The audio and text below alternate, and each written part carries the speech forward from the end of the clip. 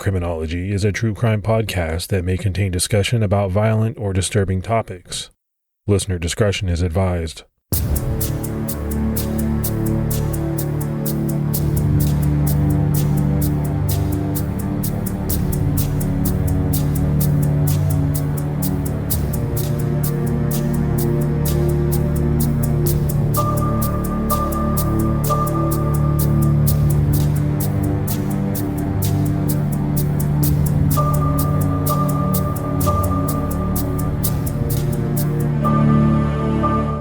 Hello, everyone, and welcome to episode 103 of the Criminology podcast. I'm Mike Ferguson. And this is Mike Morford. Mr. Morford, how are you today? I'm doing good. How about you? I'm doing pretty good, man. I got to be honest with you. I'm a little panicky with some of the recent things that have come out about the coronavirus. I mean, I think everybody has to be, at least somewhat worried about it. I'll be honest with you, man. When everything first started breaking, I wasn't all that concerned. I thought the information was a little hard to figure out, right? How bad is this? It didn't seem like the numbers were that bad here in the US, but man, it just seems like it could grow exponentially. And now we're seeing a lot of really bad signs. The stock market has plunged. Even my daughter in college, they basically said, go home and stay home for like a month. We're going to do online classes only. Well, I know you're a big basketball fan too. They're canceling basketball and college games and March Madness. What's going on with all that? Yeah, the NBA has suspended their season, and I'm still trying to figure out what's going to happen with the NCAA tournament. So yeah, I don't know. You and I are taping pretty late in the week, later than normal. And it just seems like in the last day or two, there's been some scary things coming out. I think it's starting to sink in that it's going to be something more serious than some of the other things maybe we've had to deal with in the past. Well, and I think that speaks to the panic, right? I mean, people get panicked. And that's what you see. The stock market, run on grocery stores, things like that. People are worried. There's no doubt about it. Well, hopefully everyone out there stays safe and washes their hands and stays healthy. Yeah, no, definitely. I'm looking forward to the day when the coronavirus is not the dominant topic, right? At some point we've got to reach the point where we're on the tail end of it, when things start to kind of trail off the number of cases, but right now we are not there. All right, Morph, we had some new Patreon supporters, so let's go ahead and give our shout outs. We had Doug Kaplan, Amy Marie Hall, Amanda, Kate Smolka, Brooke Ellis, Sharon Spiller, and Bethany Bound. So a lot of great new support there, and we really appreciate it. Yeah, that's amazing, and we can't thank you enough. And if there's anyone out there that would like to support Criminology on Patreon, you can do so by visiting patreon.com/criminology. And I kind of want to put it out there more. If a lot of people are asking us about where they can hear all of our older episodes, right? All of our episodes older than 6 months, they're available in one place. That's Stitcher Premium. And we're talking full seasons on Zodiac, Ted Bundy, and the Golden State Killer. Yeah, we also have multi-parters on Son of Sam, Gary Ridgway, and so much more. There's over 75 commercial-free episodes free on Stitcher Premium. And best of all, that comes with a 30-day free trial. So if you're looking for that stuff, download the Stitcher Premium app now and start your binging. All right, buddy, it's time to jump into this episode. And we have a very fascinating case, one that gets requested by a lot of listeners. In June of 1992, 3 women disappeared without a trace in Springfield, Missouri, known as the Springfield Three. Sherrill Levitt, Suzie Streeter, and Stacy McCall have never been found. The case made national headlines, and it continues to intrigue amateur sleuths across the country. People continue to ask the question, what happened to these 3 women who have become known as the Springfield Three? Springfield, Missouri is a decent-sized town situated in the southwestern part of the state. It's known locally as the Queen City of the Ozarks. Suzanne Suzie Streeter and Stacy McCall were two beautiful young women who were looking forward to high school graduation.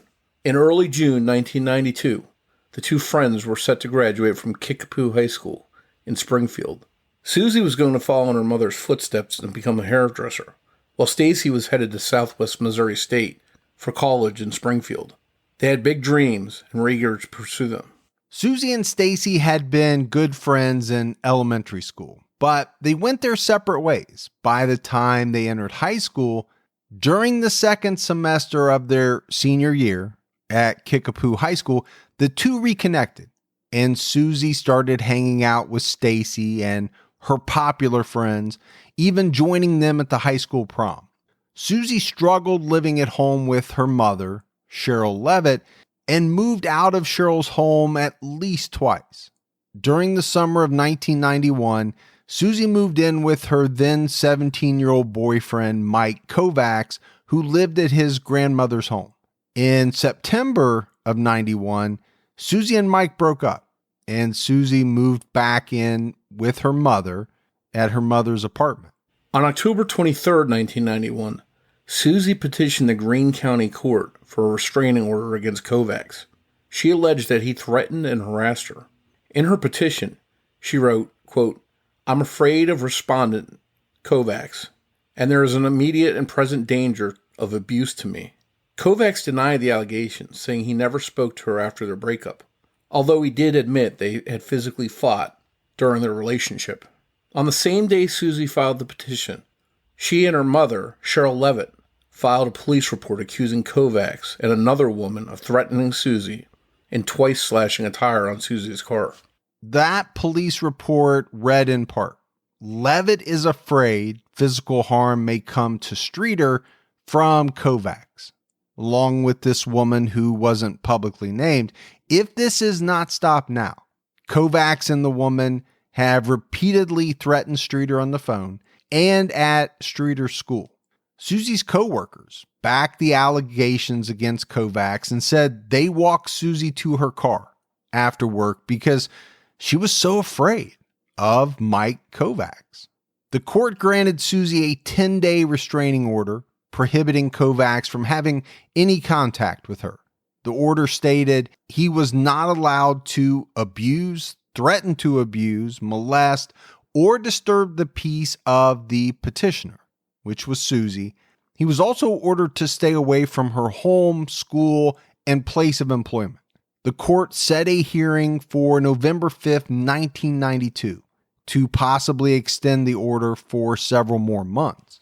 Suzie worked for several months as a receptionist at a health club, but left in February 1992 to work at a local movie theater. In early spring, Suzie once again moved out of her mother's apartment and in with her brother, Bart, who had recently moved back to Springfield from Seattle. But after an argument with Bart 2 months later, Suzie moved into Sherrill's new home. Suzie was a creature of habit, almost OCD to some degree, according to one of her friends. She had a couple of birthmarks, one on her chin and one on her arm, which made her self-conscious. She thought they were very noticeable, even though they barely showed up in pictures. Stacy McCall was born on April 23, 1974, to Stuart and Janice McCall. She was one of 3 daughters born to the couple. She resided with her parents at 843 East Meadowlark Street in Springfield. At Kickapoo High School, she got good grades. She was popular, although she didn't participate in many activities. She worked Monday through Thursday as a secretary at the Springfield Gymnastics Center. Stacy had beautiful, long, wavy brown hair that went all the way down to her hips. She had so much hair that she had to use 2 different sets of electric curlers, and then her mom would have to braid it for her. Even though Stacy stood only 5'3", she had dreams of modeling, and she often modeled wedding gowns for a local bridal shop called the Total Bride. Her friends and family called her Spacey Stacy because when people told jokes, Stacy would blankly stare before it finally sank in and she got the joke. She laughed at herself. People laughed along with her. I don't think it was said Morf to be mean. I think it was more of an endearing type of nickname. Stacy was very close to her older sisters, Lisa and Mary, and the three sisters often bickered over borrowed clothes. Morf, I can tell you right now, that is something that happens in my house on a routine basis. And not only with my two daughters, but with my wife as well, right? At a certain point, your kids grow up to be the same size as your wife. And that happened to me. It was like all three of them were sharing clothes and fights start to break out. Fights, I say that, not real fights, but you know what I mean, because at a certain point, nobody even knows whose clothes are whose, and everybody's wearing everything. And then, somebody gets up in the morning and they want to wear a certain piece of clothing, but it's already gone because somebody's left the house in it. So you're telling me that my 9-year-old and 3-year-old bickering, that's never going to end? That will never end. It will change the type of bickering, and what they bicker over, I think, changes over time. And a lot of parents have experienced that. And then what you hope for is that at a certain point, they get to an age where, the bond just becomes super strong. That's what you're hoping for. And I'm starting to see that in my two girls, and it's a great feeling. Sherrill Levitt was a 47-year-old single mother. Besides Suzie, Sherrill also had a son named Bart Streeter, who was 8 years older than Suzie. Sherrill grew up in the Seattle area and had been married twice, although one of the sources we checked said 3 times. In 1964, she married the father of her children, Brent Streeter, but that marriage ended in 1973, shortly after the birth of Suzie on March 9th of that year. In 1980, Sherrill married Don Levitt and moved from Seattle to Springfield, Missouri. The marriage lasted several years until 1989 when the two divorced. Don moved back to Seattle and eventually remarried. Bart went to live with his father. In 1992, Sherrill worked as a hairdresser at New Attitudes Hair Salon, located at 210 West Sunshine in Springfield. And she was busy. She had about 250 regular customers. She worked hard to provide a good life for herself and Suzie. In April 1992, Sherrill purchased, on contract, a small 3-bedroom home located at 1717 East Delmar Street in Springfield. It was her dream home. She hired workers to rewire the home and install central air conditioning. Sherrill put deadbolts on the doors for added security. By early June, Suzie and Stacy were preparing for graduation. They were both extremely excited for their futures. They were young, beautiful. They had their whole lives right out there in front of them. But unfortunately, their future was ripped out from underneath them. At 4 p.m. on Saturday, June 6, 1992, Suzie and Stacy graduated from Kickapoo High School at Hammond Center on the campus of Southwest Missouri State University in Springfield. Afterwards, the two, along with Stacy's best friend, Janelle Kirby, posed for a graduation picture. The 3 girls are smiling. They seem incredibly happy. It's one of the last pictures taken of Suzie and Stacy. The graduation ceremony ended at around 6 p.m., and it was time for the students to celebrate. But first, Suzie was going to grab a pizza with her mother, and Stacy was going out to eat with her parents. Both planned to go to Janelle's home in Battlefield around 7:30 p.m. They planned to drive to Branson later that night because they were joining friends at an amusement park there on June 7th. Janelle told Sherrill Levitt they would call her mother, Kathy Kirby, once they checked into the hotel. Janelle also told Sherrill to call Kathy if she needed to get a hold of Suzie. Kathy told Sherrill she didn't want the girls going to Branson and was going to try and convince them to stay. Sherrill said, "Well, good luck. I think they have their minds made up." Later that evening, between 8 and 8:15 p.m., Suzie arrived at the Kirby home in nearby Battlefield, Missouri, where the Kirbys were throwing a graduation party for Janelle. Stacy arrived at 8:30.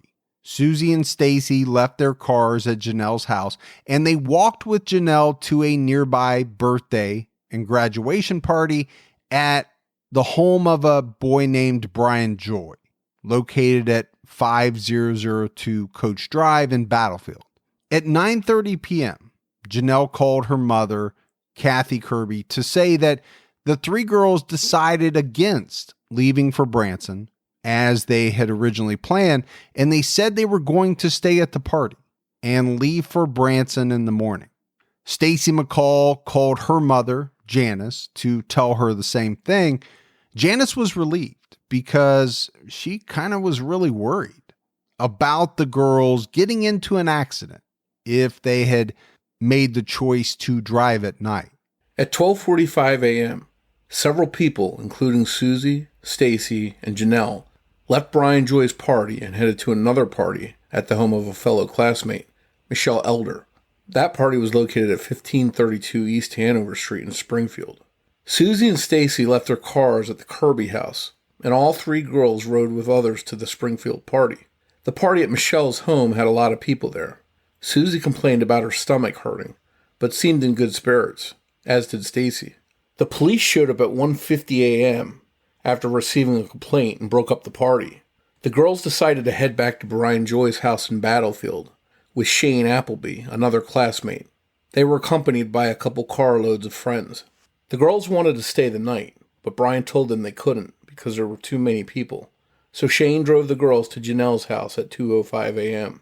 The Kirby home was full of out-of-town relatives. Kathy Kirby told Suzie and Stacy they could stay the night on a pallet with blankets, but Suzie thought she and Stacy would be more comfortable on her brand new waterbed at her house. So they left the Kirby home at 2:10 a.m.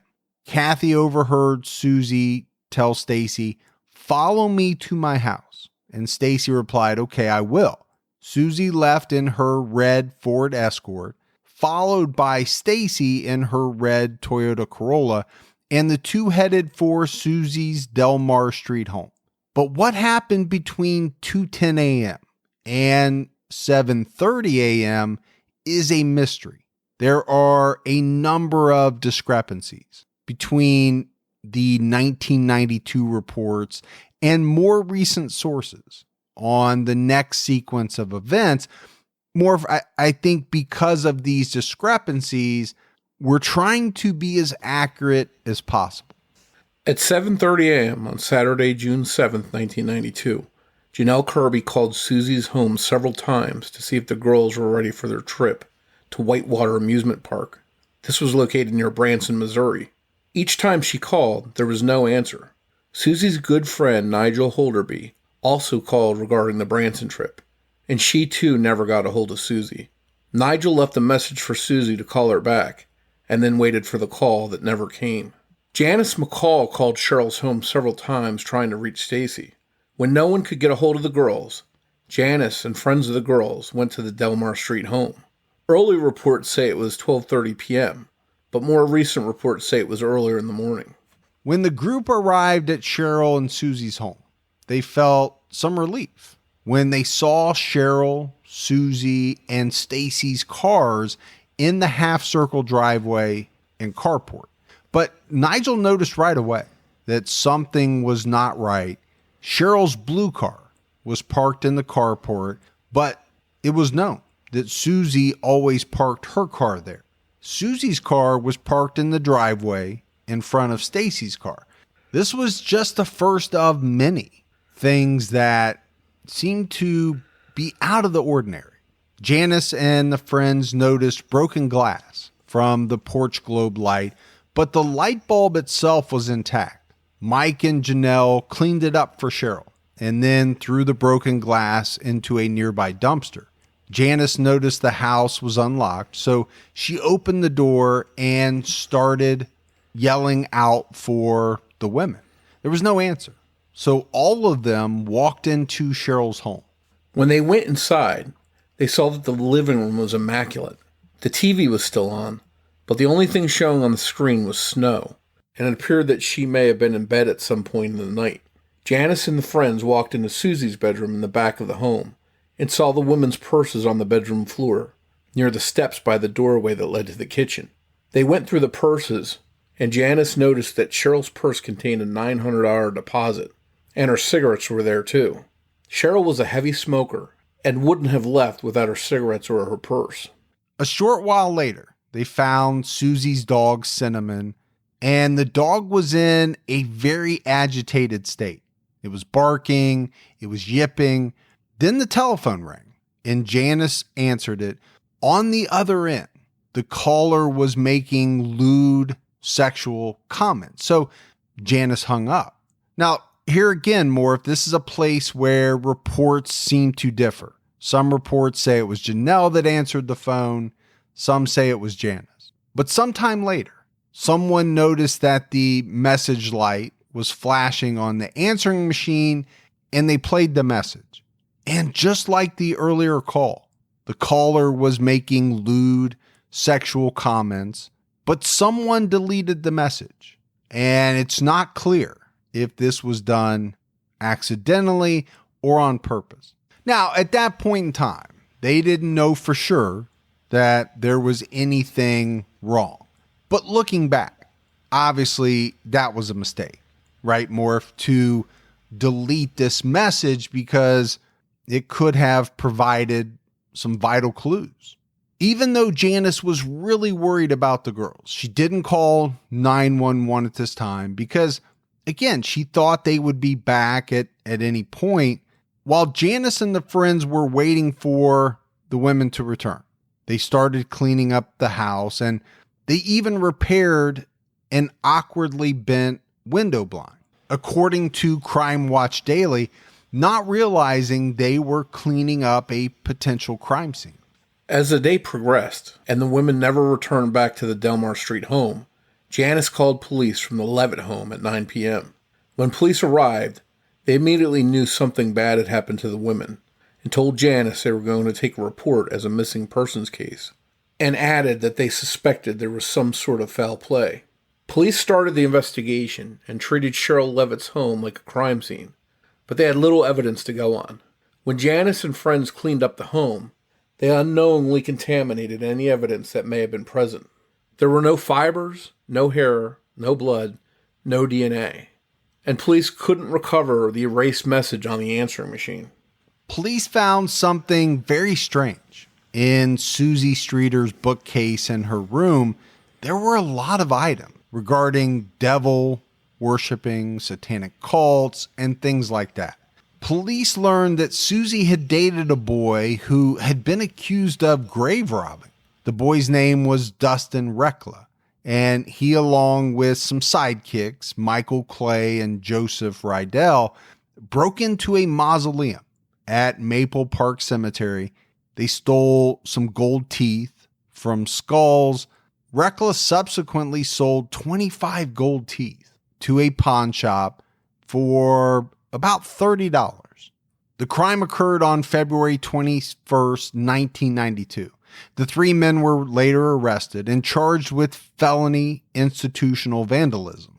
Suzie gave a statement to police on March 5th, which was said to have angered Michael Clay and Dustin Rekla.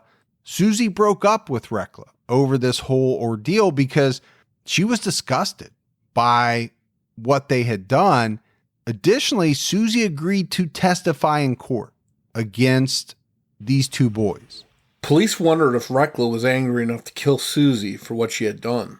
They tracked down the two men, but Rekla and Clay denied any involvement in the disappearances, and there was no evidence linking them to a crime.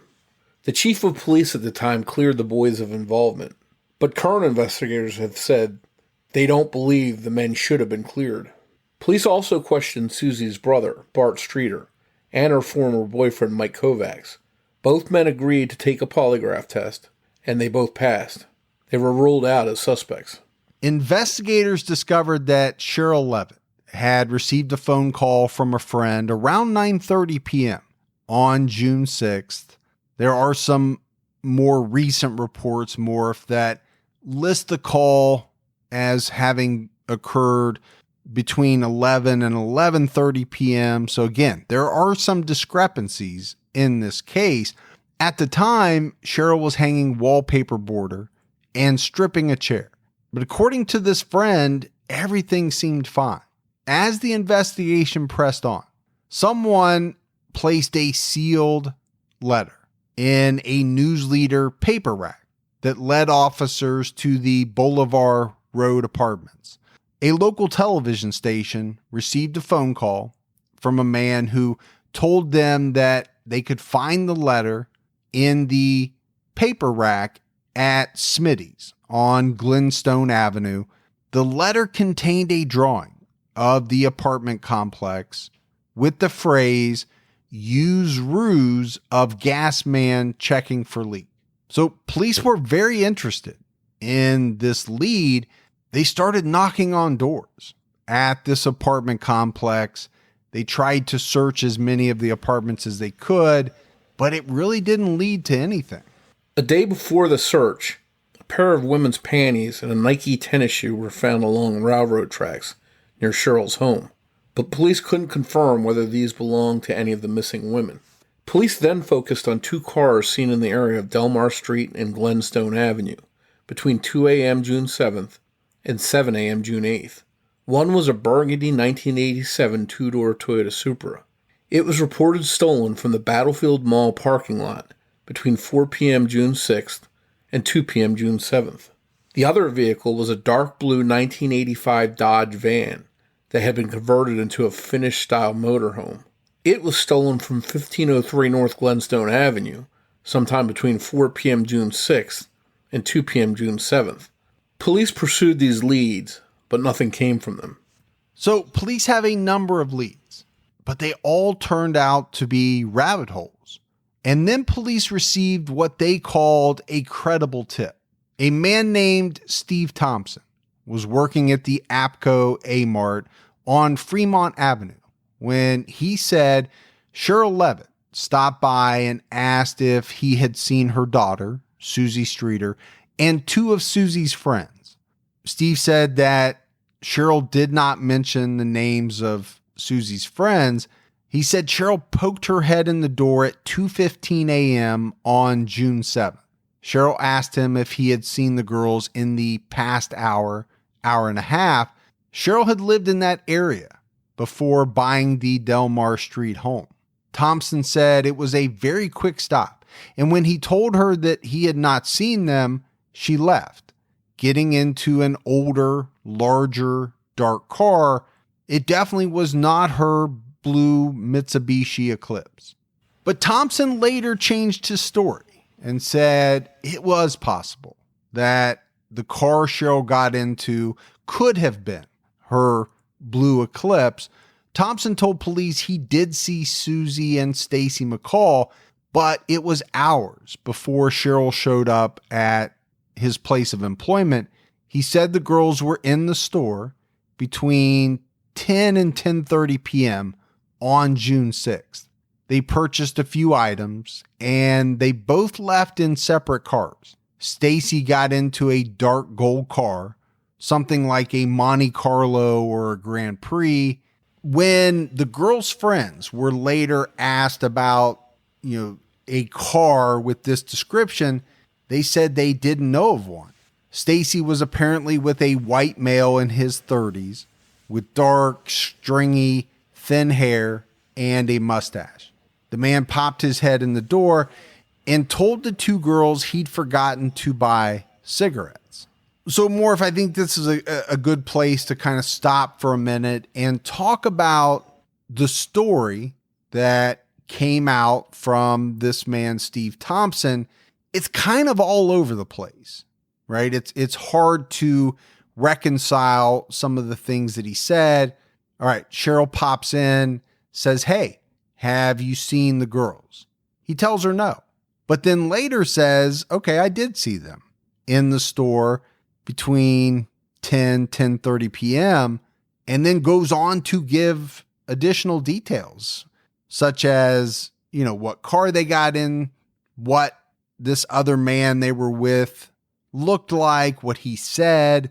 It's kind of strange, right? When you say some of these things out loud, they don't make sense. Yeah, I don't think it's necessarily because he's got something to hide. He may just not be a reliable person when it comes to recounting details, but you definitely brought up a good point about why not say, hey, I did see the girls, but it was hours ago. And then he originally said the car that they got into wasn't her car when she left, but then all of a sudden added later, it may have been the car. So he doesn't seem reliable for one reason or another. Well, and I get it. I am a person that is not great with details. You know, if you ask me about something that happened a week or two ago, I would struggle, to be honest with you, to recall very specific details of certain events, right? Because at the time, they don't mean anything to me. There's nothing standing out to tell me, hey, this is something you really need to pay attention to so that you can regurgitate it later on. At the time, it's just another interaction. It's another day. The part that I really had a lot of trouble with is, you know, this guy telling Sherrill never saw him, and then later saying, oh yeah, I did see him. That part kind of boggles me, because that is one thing that I think you would remember. To their credit, the police did question Thompson extensively over these sightings. He said that he only had about 10 customers a night at the store. He made eye contact with Suzie, and that's how he remembered her. But Janelle Kirby said she had been with the girls from 8 p.m. to 2 a.m., and that they hadn't been in the store. So Thompson couldn't have seen them in the store when he said he did. Janelle's mother, Kathy Kirby, also disputed his sighting of Sherrill, claiming Sherrill knew Suzie was at the Kirby house, and she would have called Kathy if she needed to talk to Suzie. The problem with Kathy's statement is that the girls weren't at her house the entire time, because they had gone to 2 separate graduation parties that night. And at the time Sherrill was at APCO Amart, Suzie and Stacy would have been on their way back to the Delmar Street home. Thompson was pretty sure it was Sherrill, but in the end, he wasn't 100% positive. Police continued searching for the Springfield Three. They searched Green Lawn Cemetery after receiving a tip and looked near a Ford dealership off Missouri 125 east of Springfield. They found nothing. A woman phoned in a tip saying she saw Suzie, or a girl that she thought looked a lot like Suzie, driving an older green panel van on the morning she went missing. The woman also said Suzie looked scared or distressed, and this woman heard a male voice threatening Suzie. The van was only about 2 miles from Sherrill and Suzie's home. So police have more evidence, another lead to check into, and they stopped a lot of similar vans. They asked drivers to show their IDs. They also parked a van similar to the one that the tipster described in front of the police station, hoping that someone would recognize the van. But in the end, like a lot of the tips that they had checked out, this one led nowhere.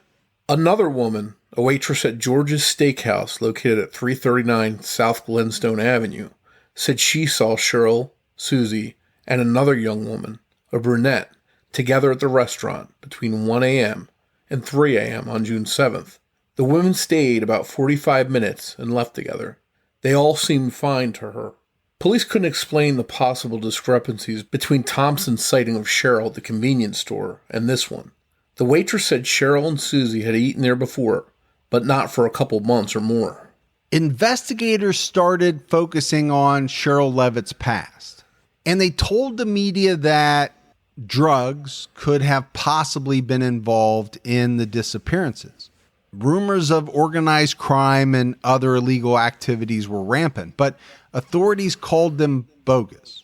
Sherrill's parents were so upset by, some of these rumors that they wrote a letter to the community in the local newspaper. The letter read, "Printed rumors, subtle innuendos, and not so subtle implications relating to some dark, shady past involvement for or by Sherrill are totally false and totally unwarranted." Friends and family said Sherrill was dead set against drugs and wouldn't even drive 1 mile over the speed limit. And it really wasn't long after this, Morf, that police made an announcement that they no longer believed that hardcore drug use was a factor in the women's disappearances. One theory the police came up with involved transients in the area near Sherrill's home. For years, Delmar Street residents had seen their fair share of them.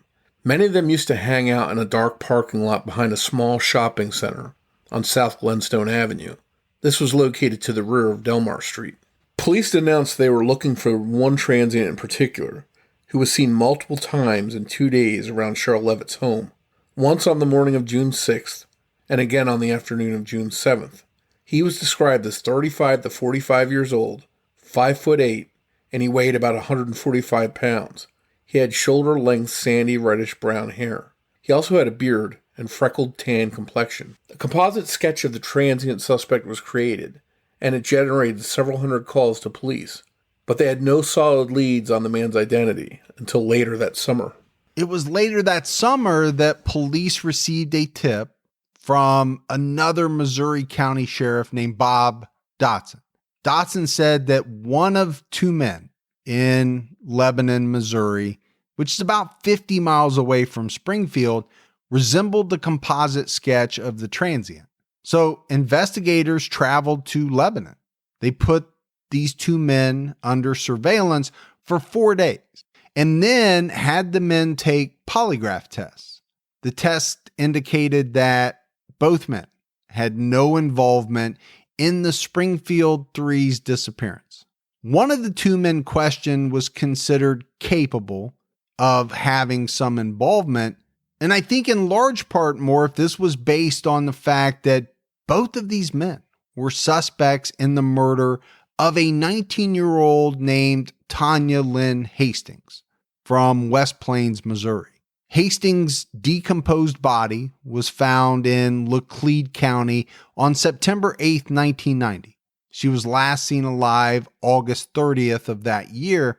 The sheriff never had enough evidence to arrest these two men in connection with Tanya's murder, but you can see how them being possible suspects in the murder of this 19-year-old girl would lead police to believe that they were possibly capable of having something to do with the Springfield Three.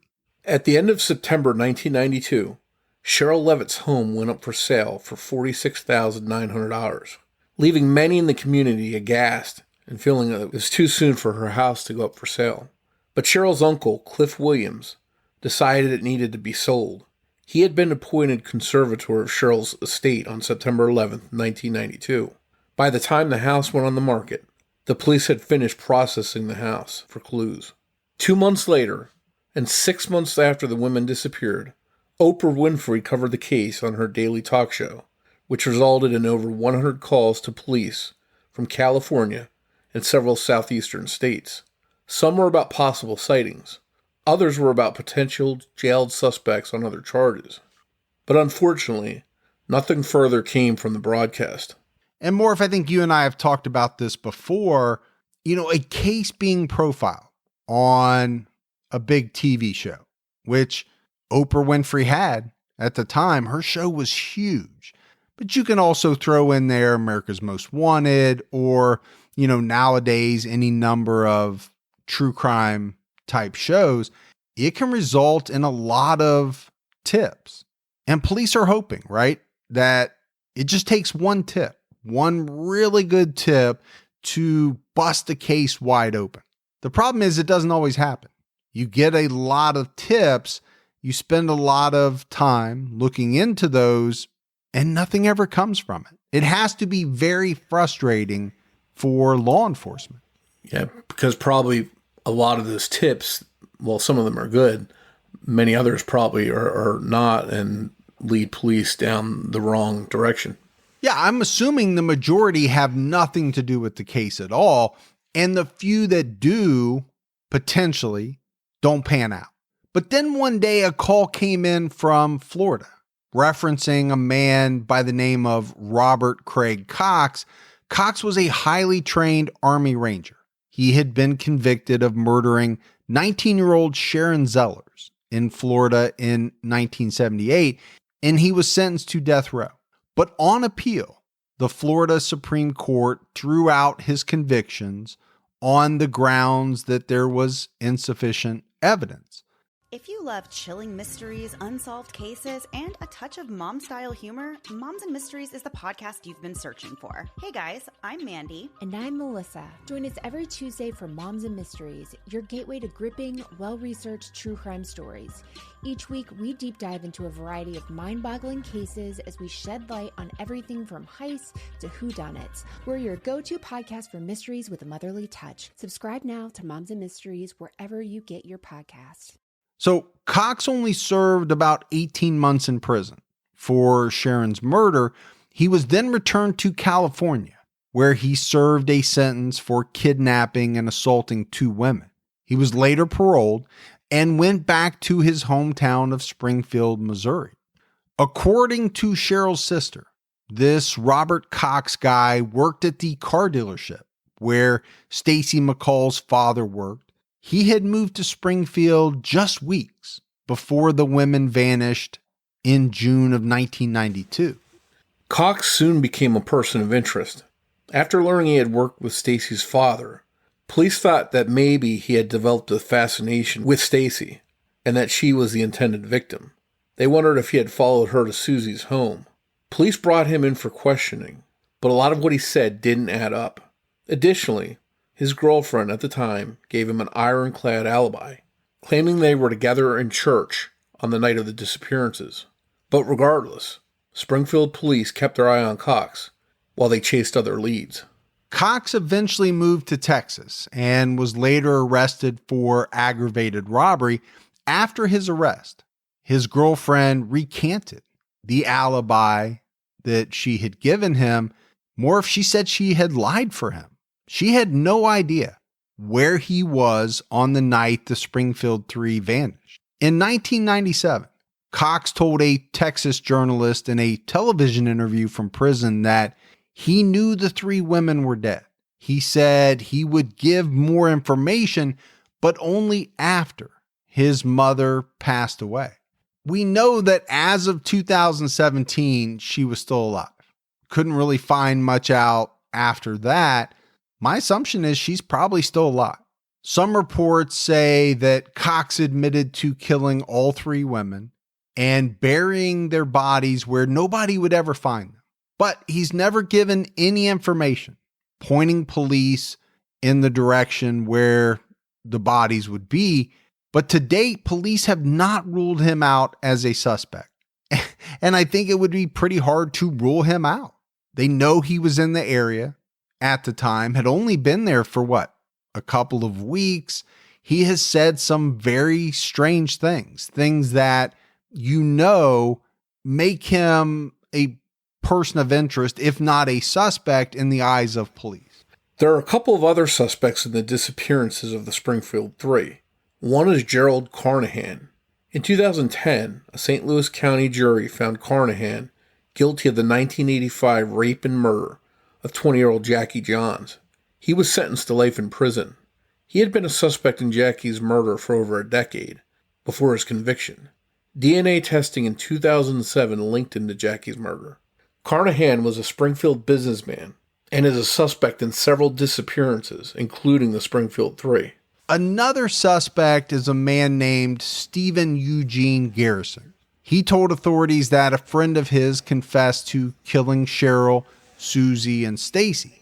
Garrison told police information that was not known to the public.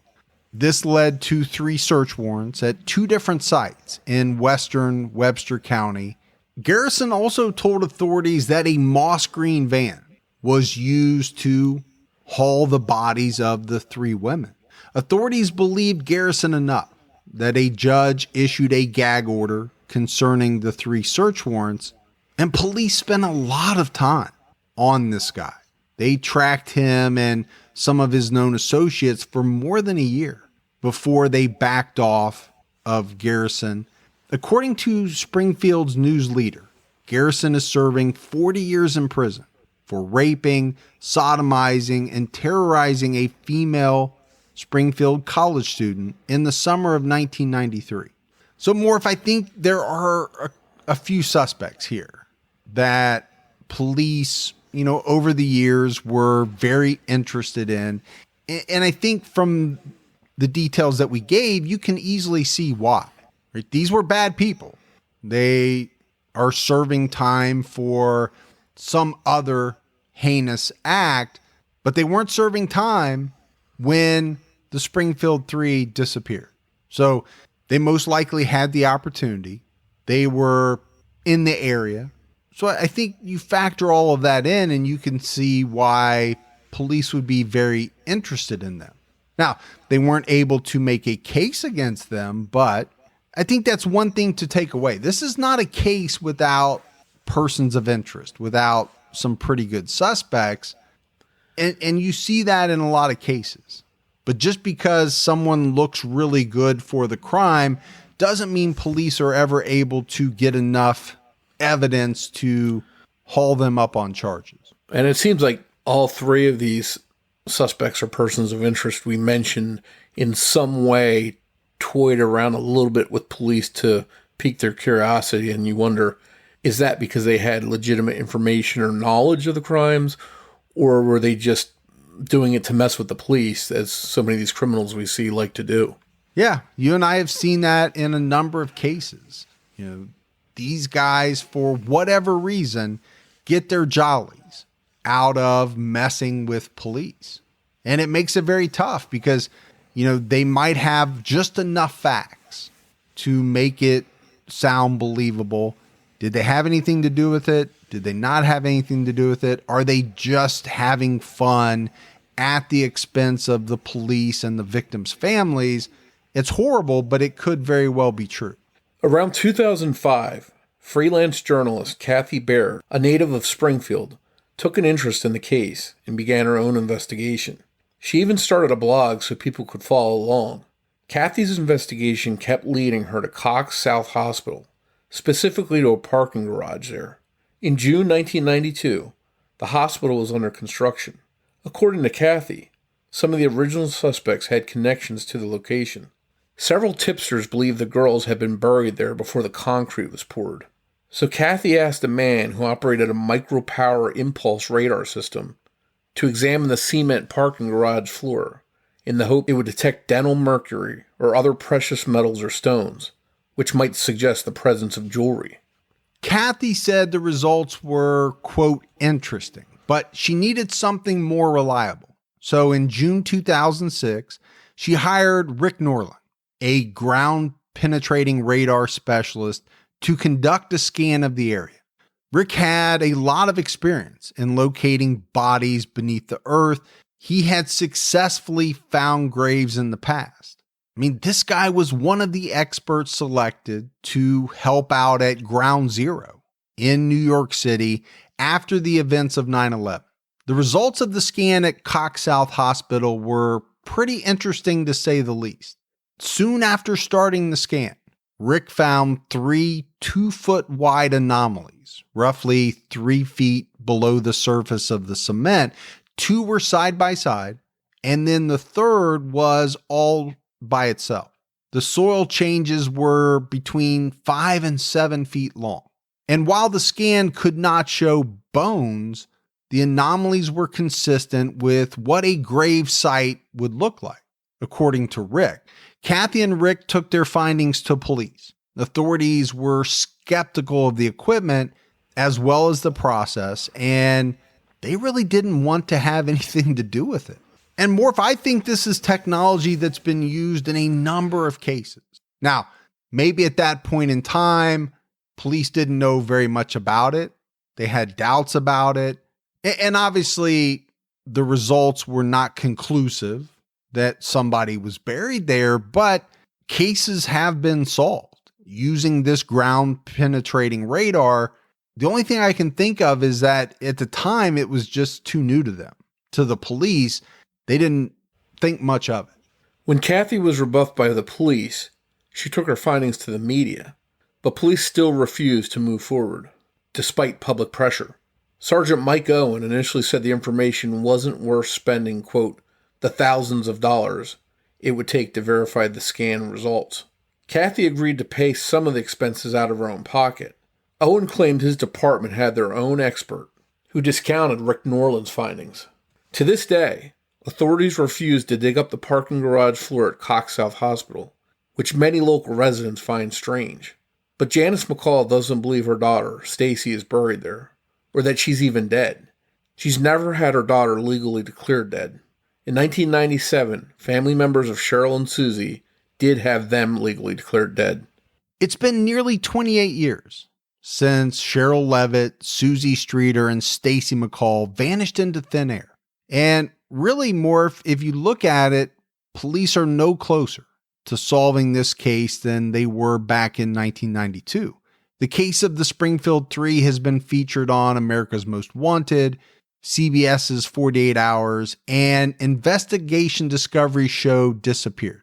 In February 2019, Sherrill's son, Bart Streeter, who at that point was 54 years old, was arrested in a Smyrna, Tennessee nail salon for trying to take a 15-year-old teenage girl from the salon by posing as her grandfather.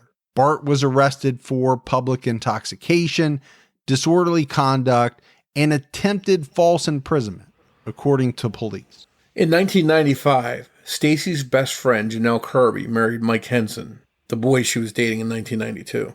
They're still together today and have 3 children, all boys. And she's still searching for her friends. Janice and Stuart McCall still search for their daughter and will never give up until she, Suzie, and Sherrill are found.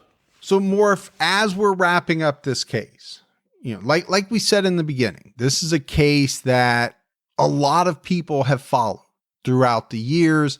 It's received a lot of attention online from amateur sleuths who, have tried to get involved and solve this case. I think because of some of the mysteries, you add in a number of what appear to be pretty good suspects.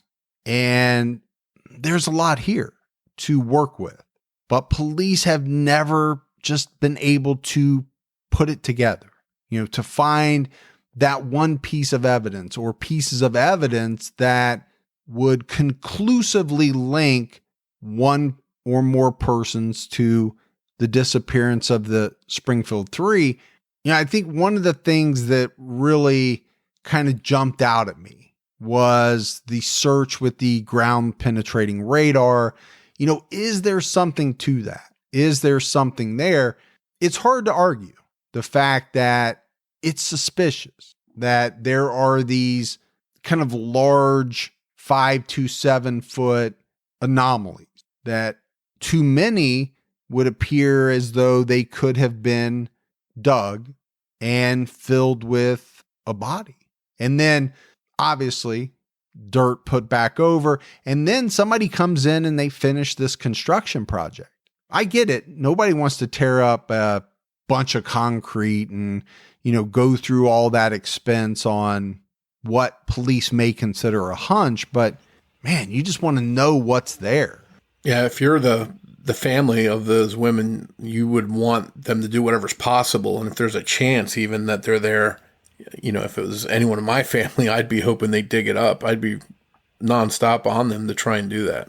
And when we look at the disappearance of these 3 on its own, it's strange because it seems very difficult for one person to control 3 different people without some kind of them fighting back, or they try and escape, and then all of a sudden you're losing control trying to chase 3 different people. So I wonder how the crime unfolded, how the victims were controlled, and how it went down, basically. I think it begs the question, was this one person acting alone, 2 people, or maybe even more perpetrators? Because I agree with you. For one person to control 3 people at the same time, it's not ideal. Doesn't mean it can't be done. It's been done many times, but it's much tougher to do that on your own versus having an accomplice or 2 to help. And I think what maybe handcuffed police along the way was the cleanup of the crime scene, the accidental cleanup, when there were some definite clues there that whatever happened probably happened at their house. You had their 3 purses there. Their cars were parked out front. You've got the broken light on the porch. You've got a call coming in just right while they're there looking for these women. That's maybe it's a coincidence, maybe it's not, of some kind of pervert on the line. So all this stuff, just that message gets erased. It's just a lot of dominoes falling against the police and their capabilities to try and solve the case. Yeah, you've got all that. I think especially I kind of look at, all right, what evidence was cleaned up? And we mentioned it, right? Possible fibers, DNA, fingerprints. I mean, they didn't find any of that. The question is, was it there?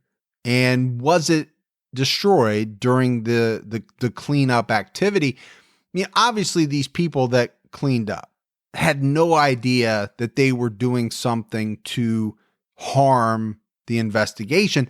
And I'm sure they feel horrible about it. The erasing of the answering machine, the cleaning up of potential crime scene evidence. I don't believe that was done out of any sort of malice or, with any intention, but along with losing their friends, their loved ones. I mean, these people have to live with that. And I'm sure it gnaws at them. It can't be a great feeling to know that you did something to possibly hamper the investigation. But at the same time, I can't put a lot of blame on them because I just don't think they were doing it out of any malice or with any bad intentions. So more for me, the question comes down to what's it going to take to solve this case? And like a lot of cases, there have been quite a number of years that have gone by, right? The case has gotten quite old at this point. So what are we talking? Somebody all of a sudden comes forward with information that they've been sitting on for, close to 30 years. Or maybe at some point they do explore the ground penetrating radar evidence and they uncover burial sites. And maybe there's some evidence in with the body. I just don't know. It's going to take something extraordinary, I think, this many years later to solve this case. But the one thing I know for sure is that unless everybody involved has died, there's somebody out there that knows exactly what happened to Sherrill, Suzie, and Stacy. It's just a question of, will they ever come forward?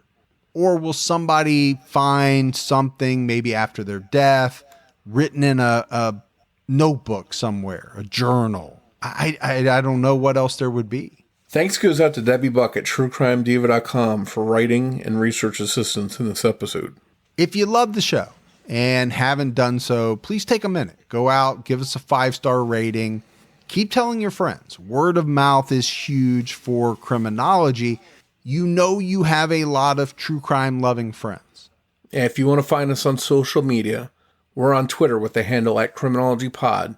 You can also find us on Facebook by searching for Criminology Podcast. And if you want to join our Facebook discussion group, that's called Criminology Podcast Discussion and Fans. All right, Morf. So that's it for the case of the Springfield Three. But you and I will be back next Saturday night with an all-new episode of Criminology. So until then, for Mike and Morf, we'll talk to you next week. Take care, everyone.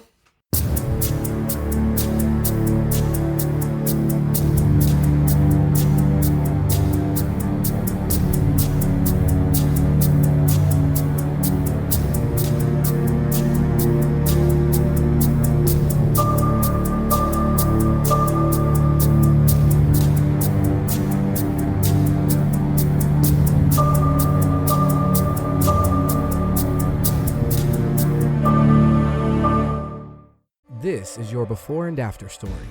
Instead of imagining a rewarding career in medical imaging, Southeastern College can actually take you there. Prepare for a career in ultrasound, radiology, and X-ray technology. With hands-on specialized training, simulations, and real-life experience with the latest imaging technology, you'll be ready to play a vital role on any healthcare team. Transform your life by helping others. Southeastern College. Your future is bright. Visit scc.edu to get started.